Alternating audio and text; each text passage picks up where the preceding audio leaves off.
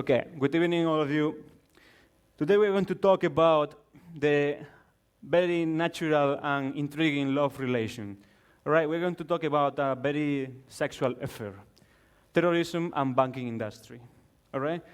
Here where you see it, it sounds very fascinating. Okay, what is this love relation between them? There is actually a very thin line between them, and one couldn't survive without the other. And right now we will see why. But before, I would like to invite two volunteers on the stage to check out exactly if they know what this is about. Please, the volunteers selected, please, round of applause for them.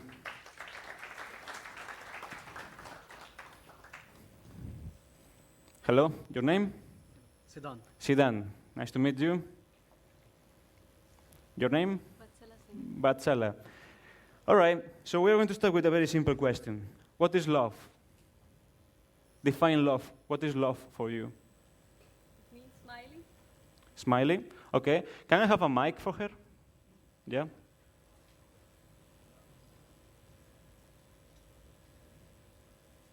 Yeah, you can talk.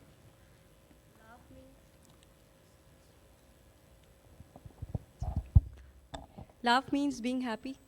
Being happy. So how do you think the banking industry and terrorism are happy? Basically, I'm not getting your topic. What is love? Love. Define love. Don't define flowers and hearts and things like that. In a neutral point of view. I think very practically about love, as I'm very bad in this topic, love and all. Because usually I have this major default in mind myself, like I can't express myself, so I can't love. Mostly people and friends found me like I can't love each other. But love is a very beautiful thing, and if it is done unconditionally, this is love. So then it's like terrorism and banking industry, unconditional. No comments. Okay, just pass the mic to him. Yes. My next question is, what is terrorism? Terrorism is something like showing your fear. Under fear, you are trying to work, trying to do something. Like you are forcing the people to work for themselves, for yourself, for yourself. Do you think terrorism is an organization? Yes, it can be an organization. A single person cannot spread terrorism. Look there. What is written there? How many of you thought that terrorism actually comes for ethnic differences and religion, maybe ideological differences? How many of you? How many of you from religion, exclusively religion? Cannot believe. How many of you from Islam? Just Islam. Okay, sound truthful person. Ethnic reasons? No one? And ideological reasons? How many of you think that terrorism is an organization with headquarters and all? Okay, nice to see that you are all grown. Yeah, by the way, I'm thankful for you coming here. I will call you up if I require more assistance. Thank you so much. Thanks. Please, round of applause for them.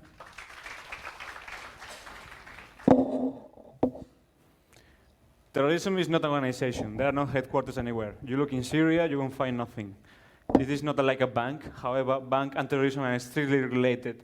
Terrorism is simply an idea. It's an idea, as TEDx says, worth spreading. In this case, terrorism is an idea. Let's say, for example, if you know what the concept of idea is, let's get a bit philosophical in this way. You have an idea, a small portion. Just a simple idea, might be a word, might be a sentence. It gets into someone's mind. And ideologically, in a process, it starts growing up. It gets developed. It starts growing very big. And when that is developed in your mind, it gets spread to others. So, why did the Paris attacks and the Brussels attacks happen last year?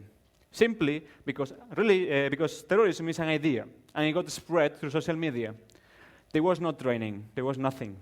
Even those people who actually attacked Paris and Brussels, they were European citizens who never traveled abroad out of the European Union. So how did they get trained? They didn't. Or they did, maybe, YouTube tutorials and social media. That's how it works. It's a simple idea, transferred from one person to another. And that's the biggest danger we have today.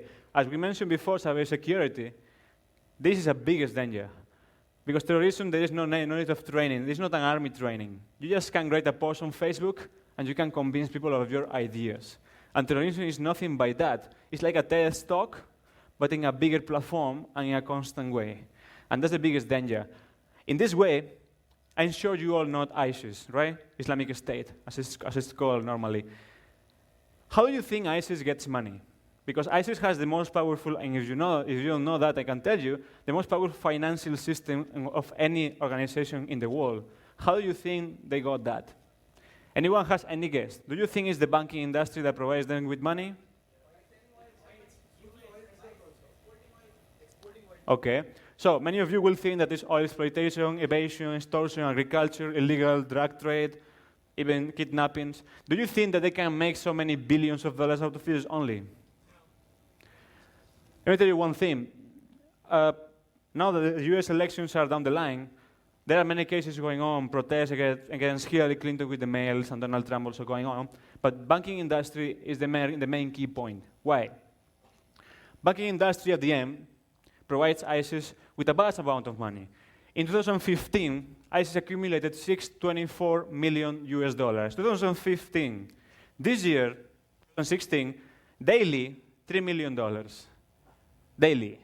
And it's supposed to be terrorist organization. How do they get that money? Very simple. If you look at it in another way, let's give you a practical example, okay? But for that, we have to go around 20 years back. I don't know if you know the BCCI, maybe some of you know. It's the Bank of Credit and Commerce International. It was inaugurated in 1972, and it clausurated the operations in 1991. Why? All these reasons. They did money laundering, financial crimes, weapon trades, and so on. It was founded by a Pakistan citizen. It has branches in Luxembourg, London, and also in certain parts of Europe, small branches. They were in 78 countries at the time, 78 countries.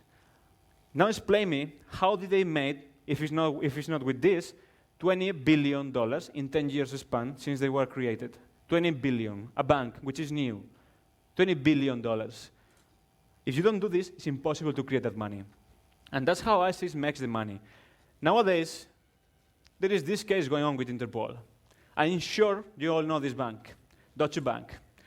Deutsche Bank is based in Frankfurt, in Germany. It has opened more than 65 cases against them for fraud and other reasons with Interpol, mainly, and then FBI and other corps.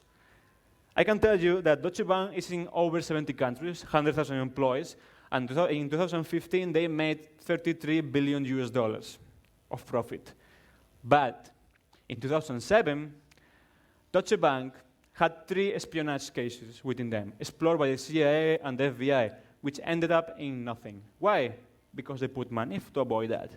But in this year, 2016, I'm sure you remember the Panama Papers, yeah? Panama Papers, it was a leak of 11.5 million papers of different documentation. 47% of them belong to Deutsche Bank. Now, how does Deutsche Bank provide assistance to terrorist organizations? Simple. Their clients are providing money to them indirectly. And let me tell you one thing. The banking industry is not interested in weapons or in who wins, who loses. They don't care about that. They provide intelligence and weaponized reactions to both the parties because what the banking industry buys, and this is very important, is the depth of the conflict. They buy the depth. You can keep fighting your whole life if you want. The bank will get richer and richer. That's what they want to acquire, and that's simply it. They buy the depth. Whatever you are paying today with your credit card, where you take money, you withdraw it, whatever taxation is going there, do you even know where the money goes? You don't wonder about that. You just know they are charging you for something. You just know you are paying tolls, but you don't know if the money is going to really go to the government or not. You don't know who are you paying. You don't know where your money goes when you put it in the bank. And that's the main problem. That's what Deutsche Bank plays with. But again, all these cases will end up in nothing because no one reads among that. No one cares about the cases. They only care about what the facts are. And banking industry is something that you have to wonder about. Just wonder, just simply as that, how did ISIS get American choppers? How did ISIS get AK-47s? How did ISIS get the occupation and so many members, the social media, Telegram groups, broadband connections, etc.? How did they get it? Does anyone wonder about that? No, because Deutsche Bank was there always to provide them with a system. And all the clients from Deutsche Bank are involved in different terrorist organizations. So after all, we have to stop reading between the lines, and that applies to me personally as well. Stop reading between the lines of the files and reading between the numbers where they go. Because banking industry and terrorism, they seem two complicated, broad things, but they are really important. Because if you don't think where your money goes, you might be yourself supporting terrorism indirectly and unconsciously, and you have no idea about it. And as I'm telling you right now, I can tell you practically, there are many people who have been caught providing assistance to terrorism and they didn't know about that. And as before it was mentioned again, the cybersecurity field, your bank account can be hacked very easily. You connect yourself to the Wi-Fi, I steal your data. Once I steal your data, I will transfer your money to wherever I want. And if I'm the wrong person, you will end up in trouble. So stop reading between the lines and start reading between the numbers. What you do with your money, where do you put it, and to control and stop believing all the media says and start wondering as well. We are in the age of disruption, and you have to be disruptive. Start reading between the numbers. Thank you.